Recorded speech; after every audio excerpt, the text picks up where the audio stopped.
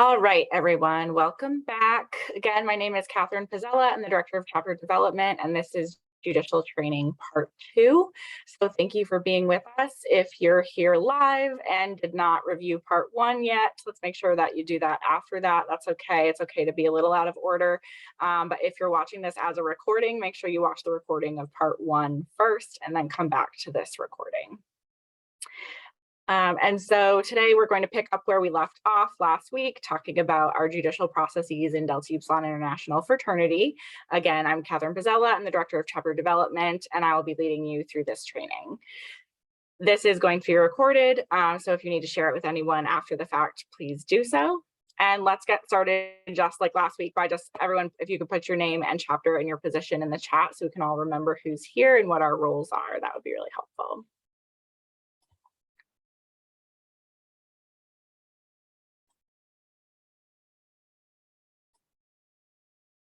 Thanks, Luke. Thanks for getting us started.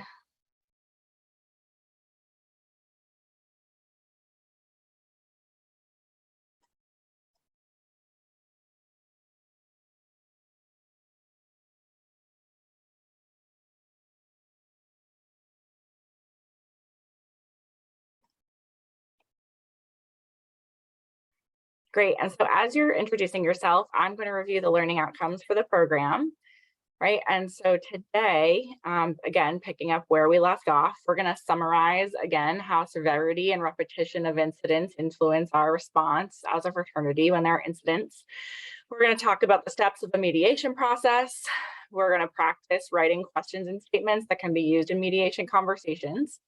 Then we're going to move on to the judicial hearing process. So when the Judicial Board holds a hearing, what does that look like, including the rights of the accused members? And then if we have cases that escalate from there, we're also going to summarize the chapter hearing process and then practice developing sanctions related to different types of misconduct that might be happening. That's what we're doing today. Again, thanks for being with us.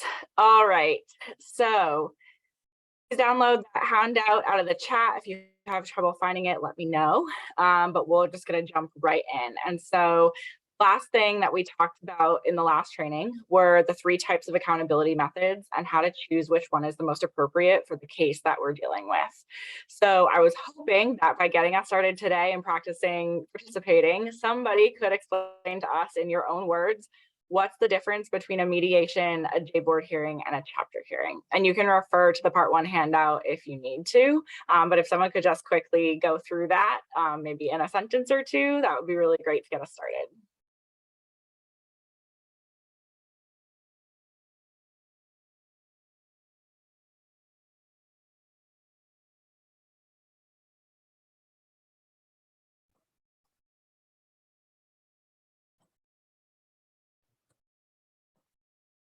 I can read them off quick.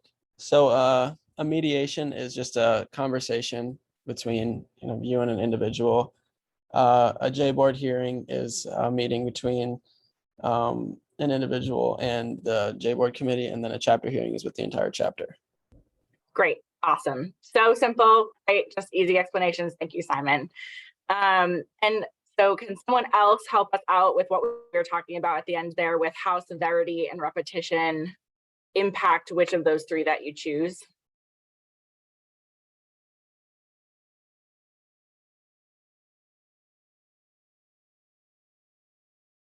So again, I'm looking for kind of how do we think about choosing one of those 3 options when we think about the severity of the incident that's happened and if this is a repeat case or not.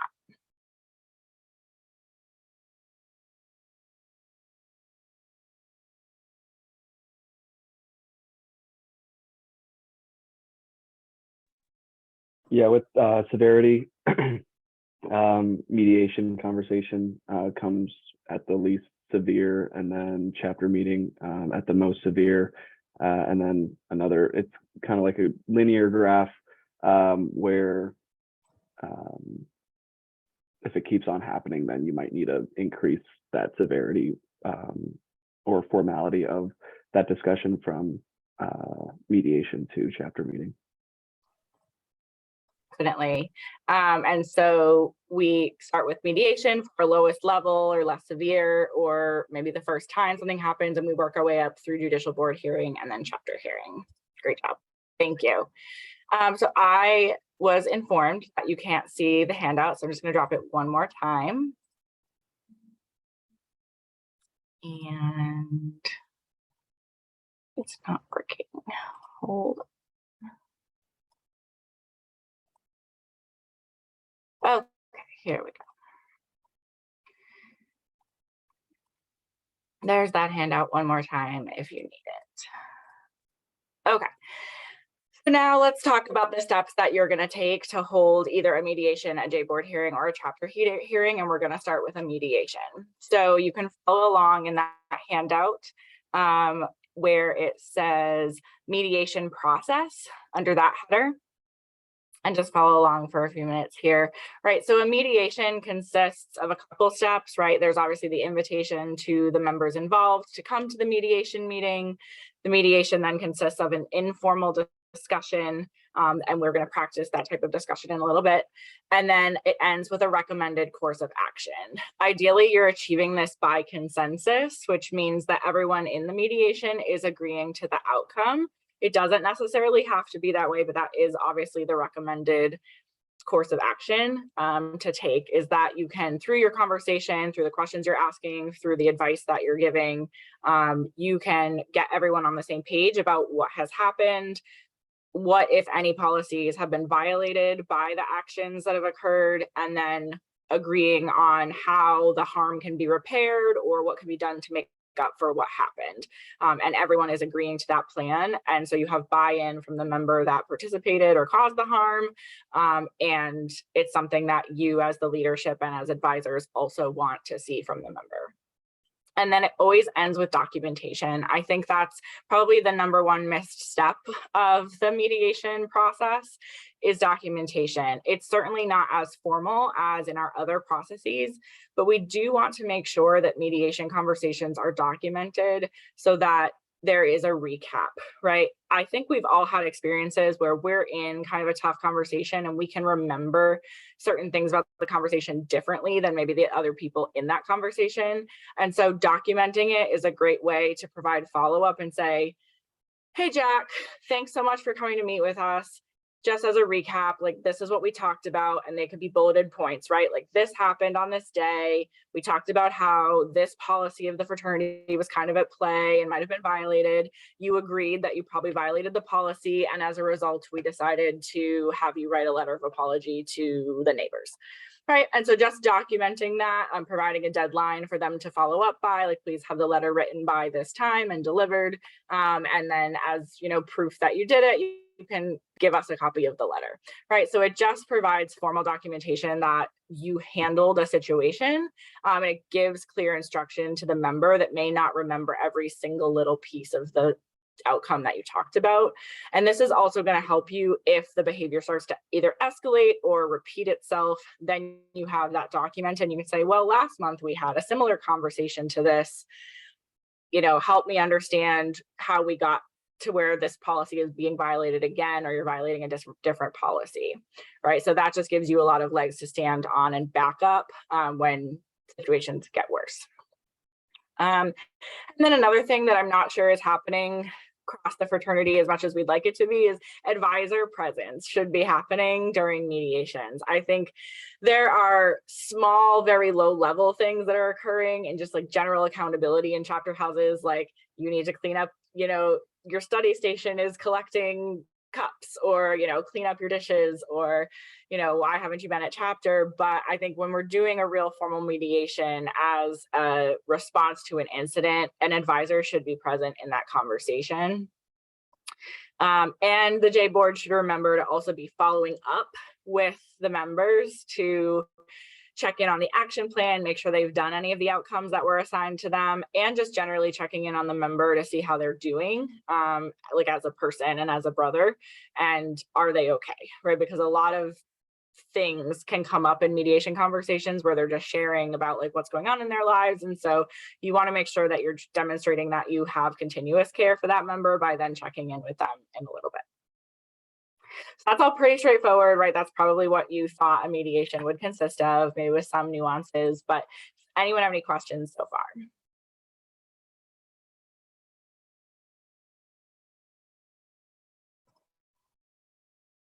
Okay, so now we're gonna have an opportunity to brainstorm some mediation questions and statements that you can use in sample cases. So you have a header called sample cases on your sheet.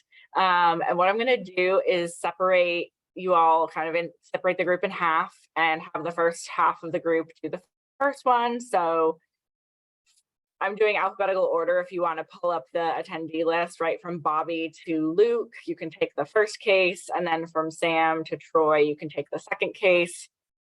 And just read through your case and answer the questions that follow on the handout. And you can just do that related to your case only. You don't have to do both of them. Don't create sanctions at this time. Again, we're going to talk about sanctions later in this training. So we're just focusing on what sorts of questions do you have about the situation? What sort of points might you like to share with the member if you're having a mediation conversation about this? What questions do you have about the behavior or the situation or what's going on with them? And what sorts of points do you want to make, or what sorts of messaging do you think needs to be reinforced from the fraternity in addressing that situation that you want to make sure that you go into the conversation with? This is an exercise that you can do in advance of a real case. This isn't just something I'm asking you to do in a training just to take up time, right? This is a practice that you can use when you have actual situations, because you're going to be better prepared and lead better mediation conversations when you've thought about what you need to communicate in the meeting, right? So it's always important to know what more information do we need that we don't have, and then what are the points that we need to make in kind of re-instructing this member on our expectations, policies, directives, etc. Right? So what do we need from them? What do they need from us? So take about 5 minutes to brainstorm on your case study, and then we'll ask you to share a little bit about what you came up with.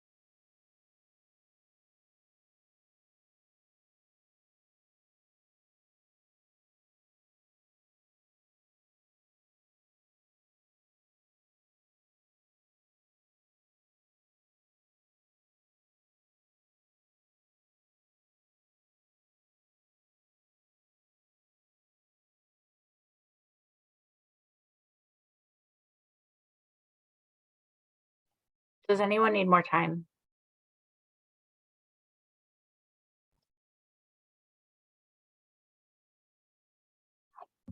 Okay, so our first case is Trevor. And Trevor's case is a pretty standard chapter member went MIA for a little while case. And I think this is super common in a lot of our chapters where we just have somebody that kind of falls off the cliff for a couple weeks and nobody knows where they are. And there's always a question of like, do we do anything? Is he okay?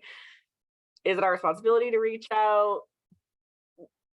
Do we just do nothing? Do we just wait for him to show up or let us know? Maybe he's dealing with something, like it's not our business. So I'm curious to hear what you guys came up with. So for the 6 of you that had Trevor's case, can someone share some of the ideas that you had on this case? I can share some ideas on this.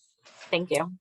It seems like he might be having like personal issues, whether they're like mental or something. Because it seems like as a person, he was generally involved, and now that he's not, it doesn't feel like his character changed. Maybe just the situations within his life did. So maybe that's leading to his change of behavior.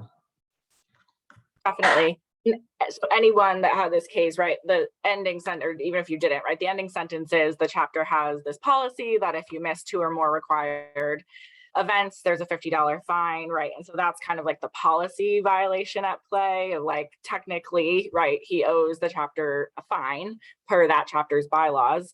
But is that the most important thing at hand in this situation? No, I would agree, Luke. So I think checking in with him as a member, and I think the reason that I put this case in here, right, is highlighting that our judicial processes are not always punitive, and things may come to us because there seems to be a punishment to dole out or there's a rule that's been broken, but they might also highlight some other things that are going on with our members from just a wellness perspective or sometimes a health perspective. This could be a case where this person got COVID and is just in isolation and has just taken some time off from social media to just like rest and recharge, right? You don't know until you ask, right? And that's the point. And so really taking the time to dive in with those questions with the member and just, are they doing okay? How are they feeling, right? Being really important. Any other thoughts from Trevor's case or questions that you have about how you would handle it?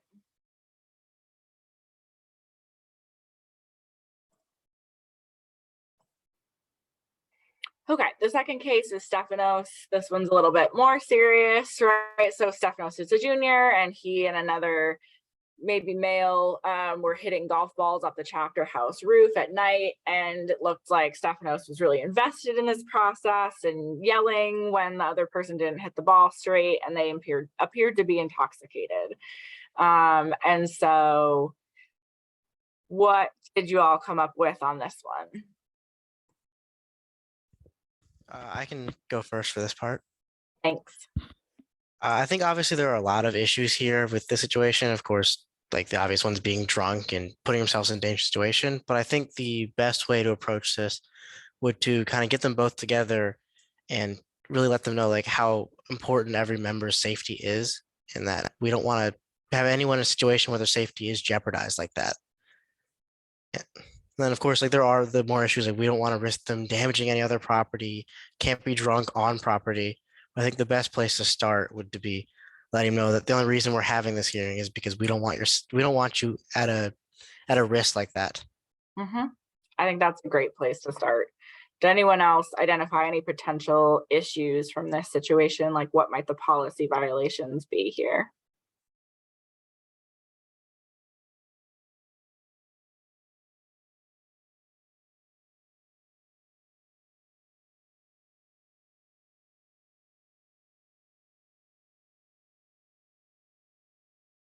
I think we have some general code of conduct violations going on, right? Depending on the age of these people, we have may have some underage drinking happening. We may even have some hazing happening. This is a case that might escalate to a J board case at some point, right? Depending on information that you learn in this initial conversation, what's going on here may be more serious than what you know at this time. And that can happen, right? We can have an initial report that says one thing, and then once we start asking questions and going through our investigative process and our hearing process, it might actually escalate to something different. So that's why I wanted to highlight that in this case. But I love where you're starting, Sam, of starting from a place of care, and again, showing the member that first and foremost, we care about everyone's safety. So that leads me to really nicely to my next question, which is, what's the tone we want to use in mediation conversations? Or put another way, how do we want to make members feel?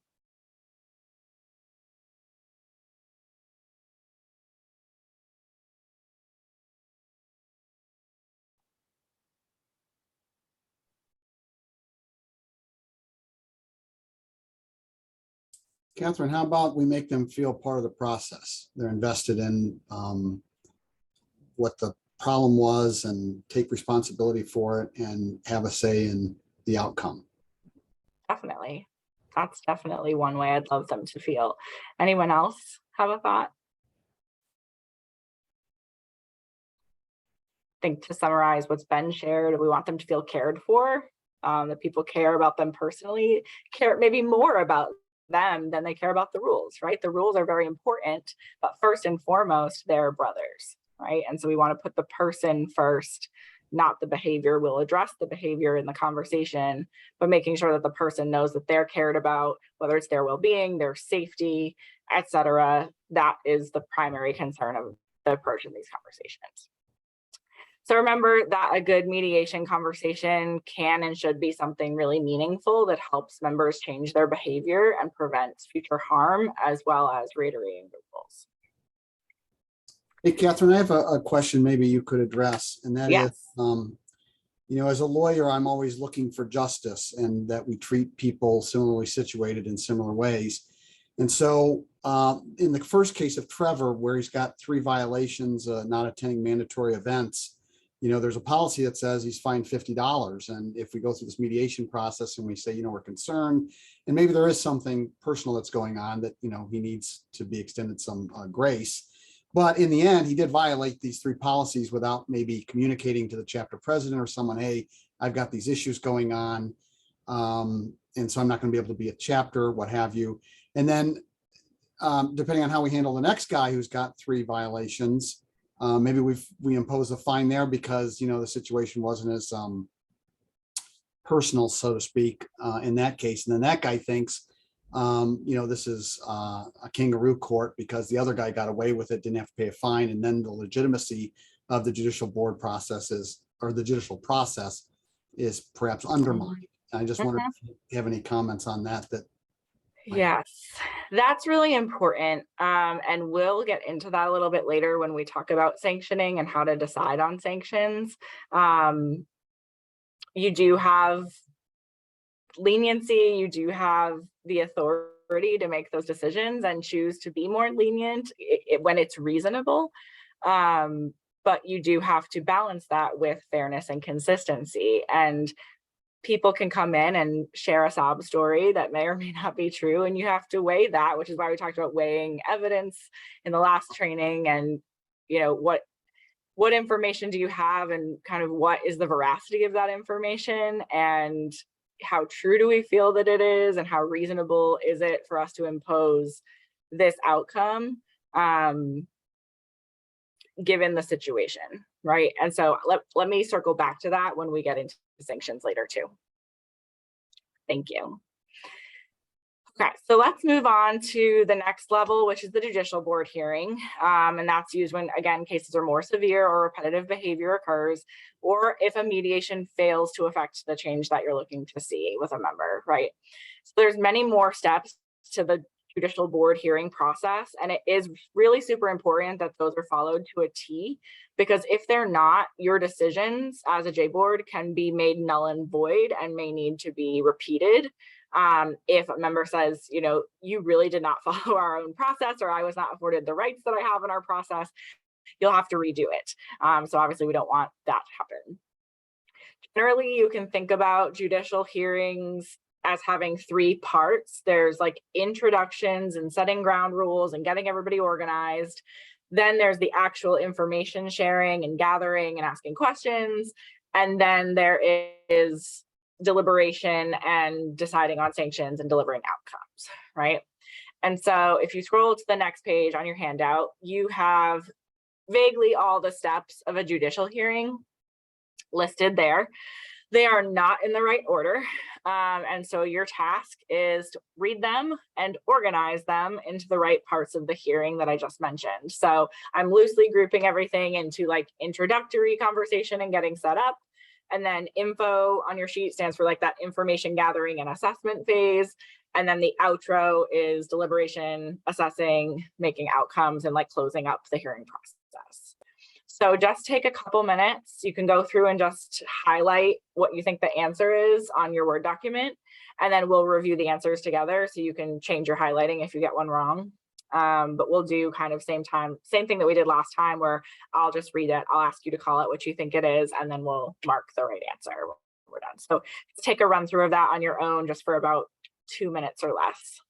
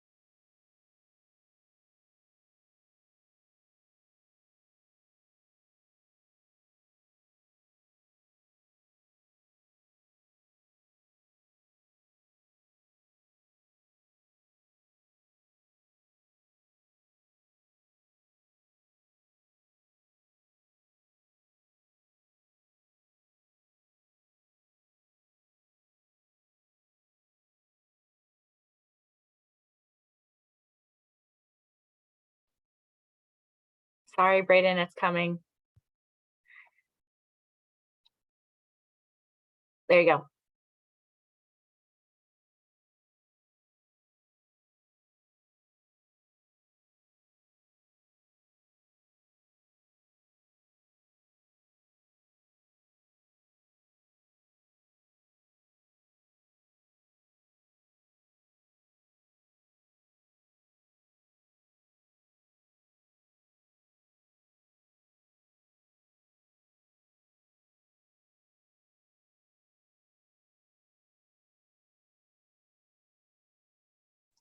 I'm going to start going through them.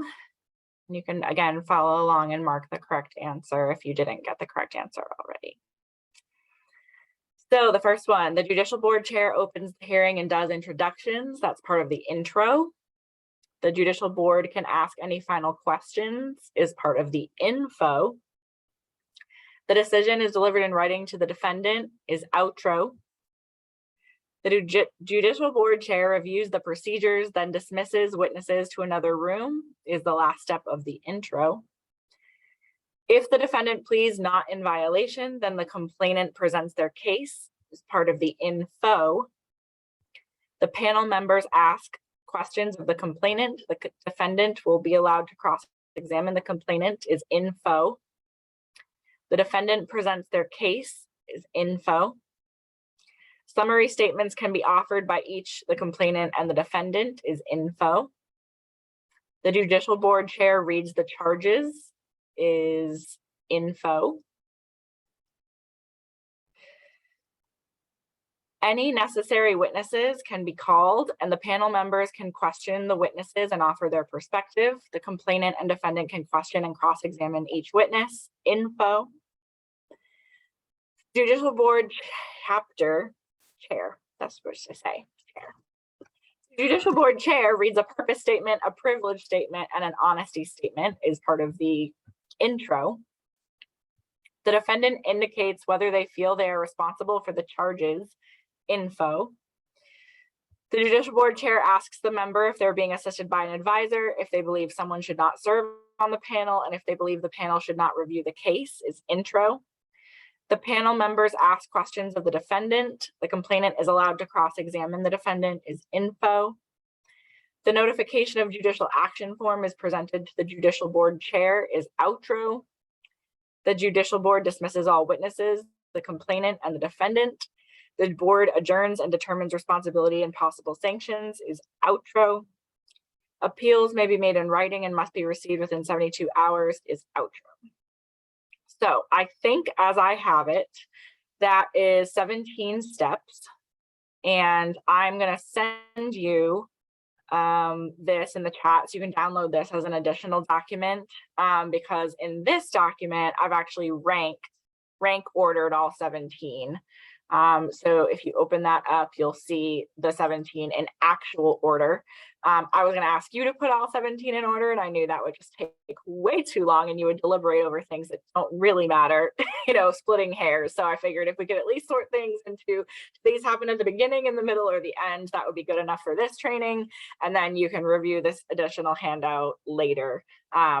It's also on our website. There is a step-by-step process that you can follow in a document. If you are going to have a judicial board hearing, you can just download that document and literally just check things off as you go through live in the hearing so that you make sure that you follow all the steps.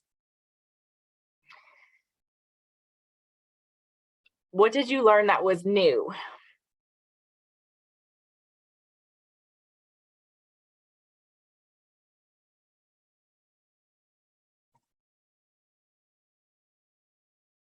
Anything new there? Sounds okay.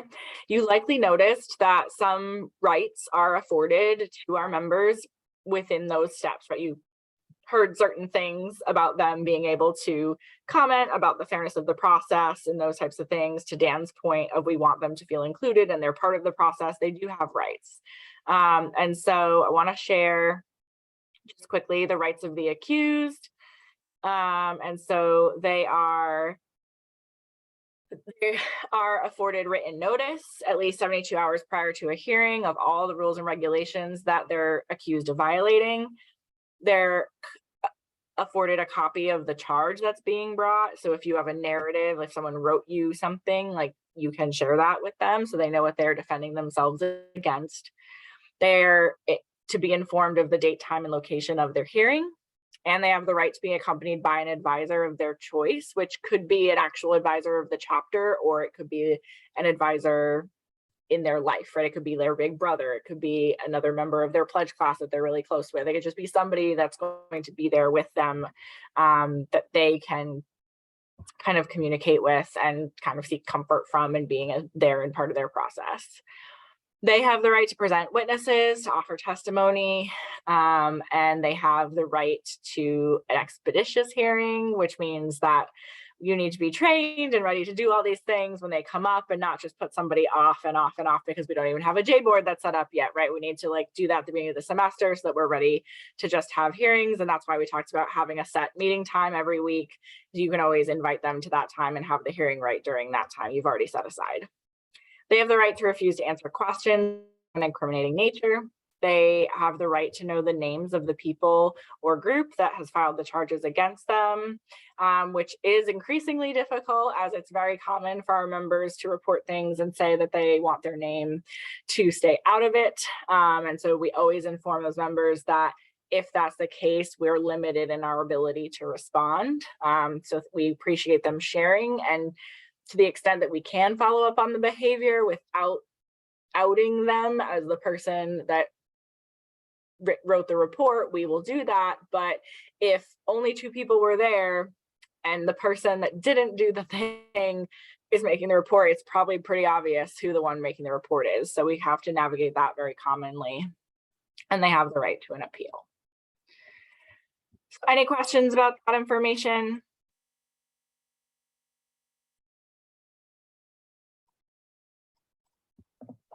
I have a question. Yes, Bobby. So what happens if the accused says they don't like the panel, or they don't want, or they have a problem with the panel, or what was the other? Yep. Right. If Yeah. they don't refuse to answer believe. questions. Yep. So you always work with the information that you have. And so if they don't like someone on the panel, maybe someone on the panel was involved in the situation, in which case you probably should have replaced them already anyway. But if they have some personal issue with someone serving on the panel and they think that that person couldn't make a fair kind of decision in the case, then they have the right to express that. And the judicial board and the advisor, without the person in question, can have a discussion privately about whether or not they think it's valid and that that person should sit that hearing out and be replaced by someone else. And so I think that's something that you probably want to cover in advance, right? Because if you're calling all these people together to have the hearing, and then they say, well, I don't want this person here. If you want to replace them, you might not just be able, like, not every chapter has a house where you can just walk upstairs and grab another guy, right? And even if you do, that there might not be anyone around that's been trained to be on the J board that can just fill in at the last minute. So that's probably something you want to make them aware of in advance, that these people are going to be serving on your hearing. If you have any issues with that, please let me know in advance of the hearing so we can talk through that and deal with it in advance, just to save yourself time. But they do have the right to bring it up in the hearing if it hasn't been discussed prior. And then if they choose, they can choose not to, I'll say, cooperate by sharing information fully with the questions that you're asking them. But you can also inform them, like, we'll make a decision based on all the information we have. So they have the right not to speak or to respond or share their side of the story. But if they do choose to do that, then you are just going to have to go off what's in the report, which may not go in their favor. And some people may choose that, but I think most members are going to want to say their piece, right? Yeah, good questions. All right, so let's look at the last of the accountability methods, the chapter hearings. So if you go to the next part of the handout, right? Chapter hearings are more like judicial boards than like mediations, right? They're just kind of like a higher level judicial board hearing. So they mimic a lot of the same pieces of a judicial board hearing. It's just with the whole chapter. It's not an informal conversation. It's a very formal process, which again has to be followed exactly to a T or it can be nullified. And so if you go to the title called chapter hearings, just read those quick tips for a chapter hearing and just note what is different than the J board hearings that we just went through. And once you find something, if you would just put it in the chat for me, that would be great. So we're looking for, like, what do you notice that's different about chapter hearings versus the judicial hearings that we just covered?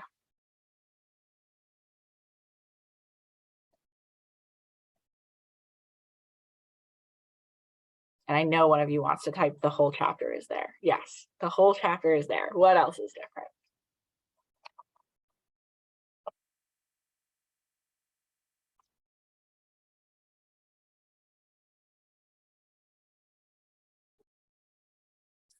Yes, they appeal to IHQ versus a judicial hearing appeal would go to the whole chapter. What else did you find that was different?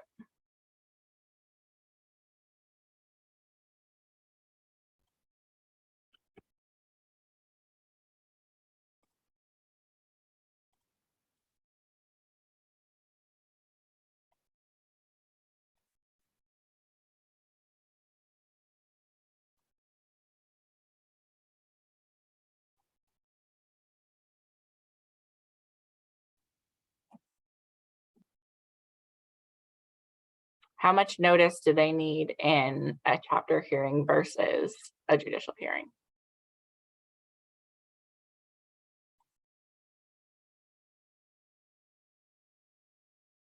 Yeah, they need a week versus 72 hours for a day board hearing. And then there's some major differences in terms of the potential outcomes, right? And so if the outcomes were potentially going to be less severe than this, you might do a J board hearing, right? But if you're going to suspend or expel a member, it must be done in a chapter hearing.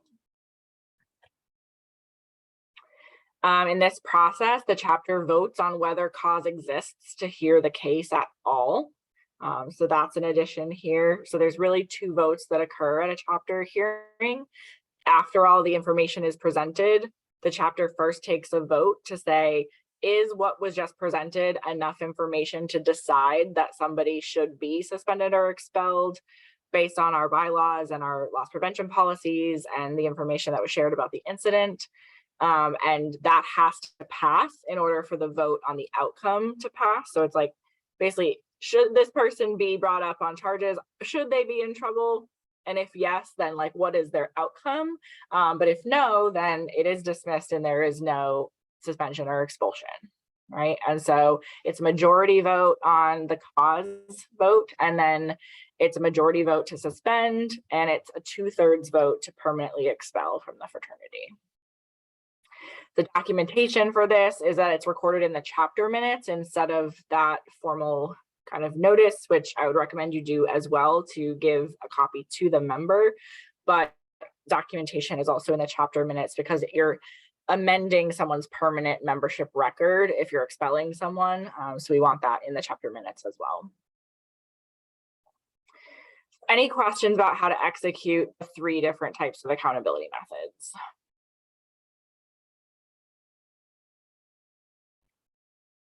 Great.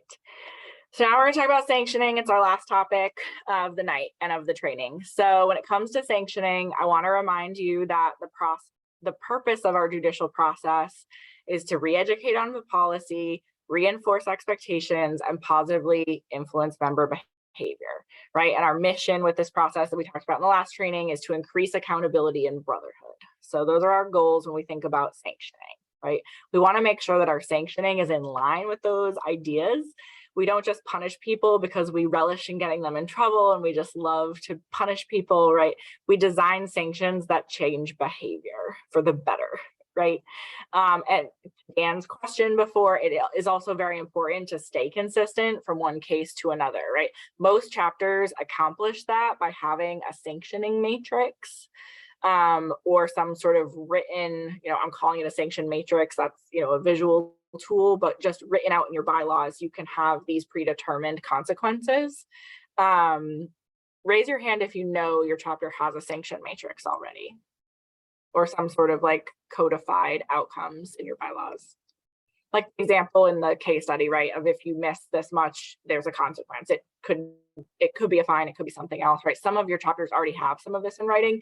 You might not have it written out for every possible situation that could come up, and truthfully, you can't, right? You cannot write in your bylaws, when 2 people are on the roof hitting golf balls, right, do this, right? There has to be some sort of broad description, and then you apply it in the situation. And there are always going to be situations that come up where you just could not have even imagined that would have happened, and you just have to apply your matrix in a, make a reasonable adjustment. But in general, these are really helpful because it does communicate clearly to members what the expectations are and what the consequences are of their behavior. So to Dan's point, you might be a very strict chapter that says, regardless of the situation, if you don't send in an excuse in advance, you will be fined the $50, if that's what it is in your bylaws, right? No matter what, right? Like hell freezeth over, like you're still being fined, right? Whether it's your fault or not. And that is like a chapter personality thing. It's a culture thing, but you have to be consistent within that culture, right? So if people are allowed to provide excuses after the fact, you have to be consistent from time to time, or if there's a certain type of excuse. So my chapter always used the major ones, right? Weddings, funerals, illness, death in the family. Those are like the 4 big ones, I think. Weddings you probably know in advance, right? So that's a bad example, but those are generally the excuses for things and that are very legitimate and sometimes not easy to control when they happen. So those are the things that they would be lenient about. But other than that, people knew they were getting the consequence no matter what. So want you to just take a couple minutes to practice some sanction brainstorming and really get started on a sanction matrix if you don't have one for your chapter. So you have a spot to fill in here. It looks like a little chart or a grid. So find the sanction matrix on your handout and look at the various sample issues that I've put in there and just take a stab at some reasonable outcomes for some of them. You can start at the top, you can start at the bottom, you can start in the middle, whichever one speaks to you. But I'll give you 3 minutes to do as many as you can. And you can use the list that's under there as a guide, but you're welcome to use your own ideas as well, or pull things from your chapter's matrix if you have one. But take a stab at, again, some outcomes for those situations. Let's say that those people were all found responsible for those situations. What would be something meaningful that you could prescribe as a sanction that would help them in the future? So just take a couple minutes.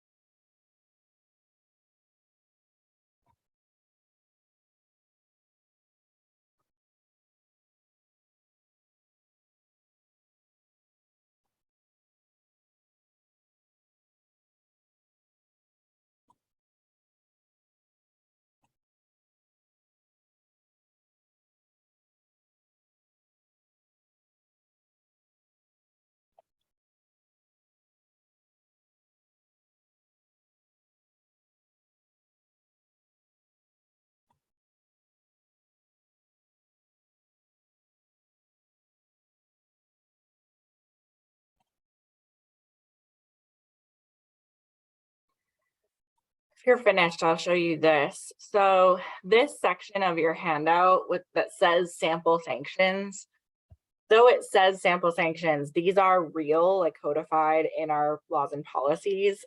So while you might have other sanctions outlined in your local chapter bylaws or in a sanction matrix, these have to be consistent across the fraternity, right? So the judicial board can only fine up to $100. It's the chapter's decision to fine beyond $100. Same thing with suspension, can only suspend for less than 3 months. The chapter has to decide to suspend beyond 3 months. So in those situations, the judicial board would be referring a case to the chapter to hear and recommending this type of outcome. And so you can, follow that logic throughout the list there. The only exception to that, I would say, is if your chapter has pre-voted on a sanction matrix. So if you want to fine $150 for a very specific thing, that's okay. that the J board doles that out as long as the chapter has voted in your sanction matrix, because that's basically the chapter authorizing the J board to implement that as a repercussion in a particular instance. So they have to vote on it one way or another, whether they're hearing every case where you want that to be the outcome, or they're kind of pre-approving the J board to do that, that would be acceptable. All right, so let's review what you came up with really quickly. So what would be a potential outcome for a brother disrespecting another brother? Again, whether you heard it through a mediation, a J board hearing, or a chapter hearing, what would be an outcome we'd want to see in that situation? I would say for it to not happen again, but a possible sanction would be social probation. And why'd you choose that? I would say because that the member that is disrespectful should not be around brothers if they're going to be disrespectful, and to kind of make them or have them be respectful, or make sure they understand that respect is necessary. They shouldn't be allowed to be around or be at social events or around other brothers until they can prove that they can be respectful. Okay. Did anyone else tackle that case, come up with something different? I was gonna just kind of follow up and also say, like, for like a social sanction, kind of like if they can't be like cool around their brothers, then they can't be cool around like other people that aren't their brothers, and like that can hurt everyone in a social manner. Mhm. I think this one can be a trick question too, because I think a mediation can be an outcome of a mediation, right? So if somebody was disrespectful, you could have a mediation conversation with the person that did the disrespecting, and then you could, through that conversation, get buy-in for them to have a conversation with the person that they offended. And those might be two separate things, right? You might need to talk to them separately first and make sure they both agree to having that conversation with each other, and then utilize your process to repair some harm between the two of them as well. What about the damage to property one? Did anyone tackle that?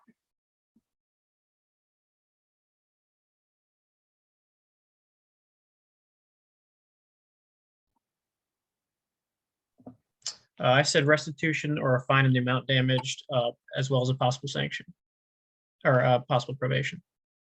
Great, I like it. What about a hazing situation?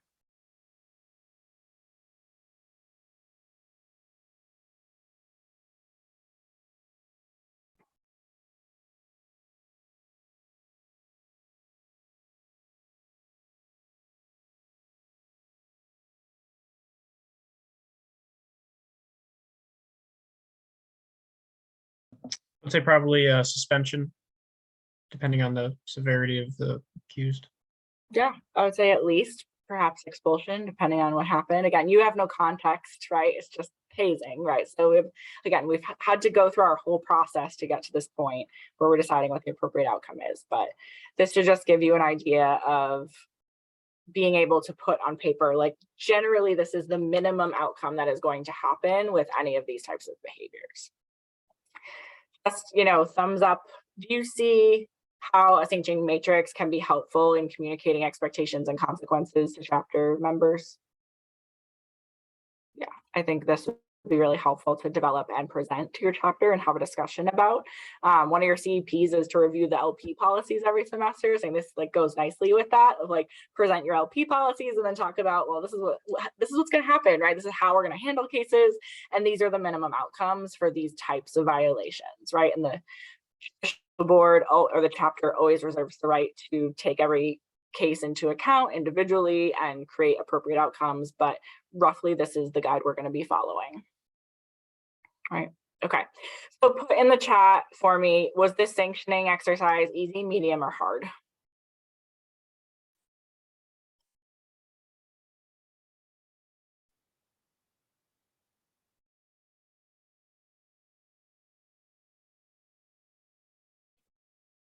Easy, medium, or hard choosing sanctions for different types of cases?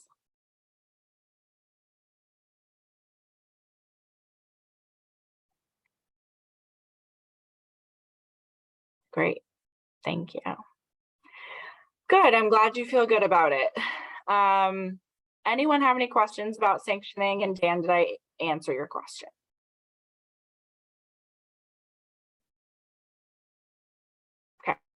Remember, advisors should be involved in this whole process. Advisors should be involved in sanctioning. So you should be, that is part of the process, whether it's the mediation, J-board hearing, or chapter outcomes, there should be chapter advisor involvement or judicial advisor involvement in that process. And that also is something that keeps things consistent from case to case and semester to semester and year to year, so that there's fairness, right, to people that came before you and people come after you, roughly providing the same sanctions for the same types of cases.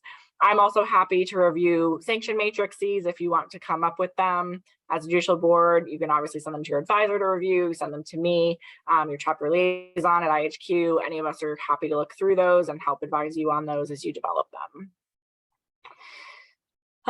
So remember, from part 1, you can use your judicial board for more than just hearing cases, right? We talked about other roles and functions that they play in the chapter.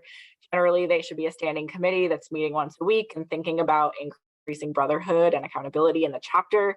And any activities that achieve those goals can be part of the work of the judicial board. So one plug I want to make is our membership outcomes assessment data for last year is in. So the survey that you and your members took in February, we finally have the chapter reports for that. So your chapter liaisons at IHQ have either already emailed those reports to your leadership or are going to in the next couple of days.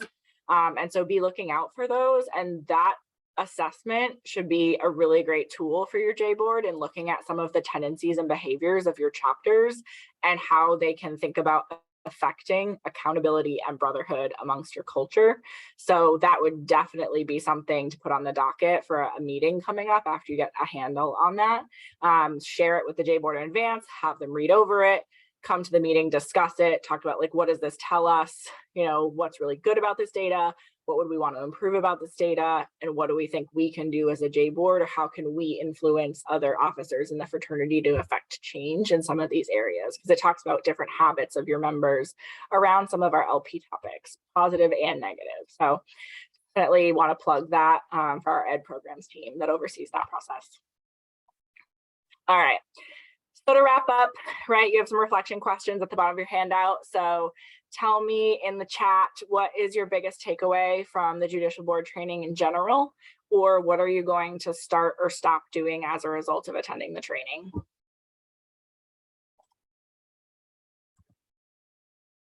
And I'm dropping the post test. Excuse me. There is the post test, right? Troy says we need a matrix. Sam says we need a matrix.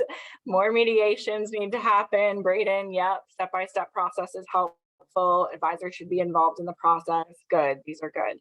Again, so I dropped that link in the chat. Please click on it now so you have it, but I will also email it out as I did after the first training. I will email you the handout and the recording and the post test from this. Please do take that post test for me so you can help me improve future trainings. If you have specific questions that are unique to your chapter and you want to stay after and chat, I'm happy to do that. But if not, I am going to wrap us up today and stop our recording, and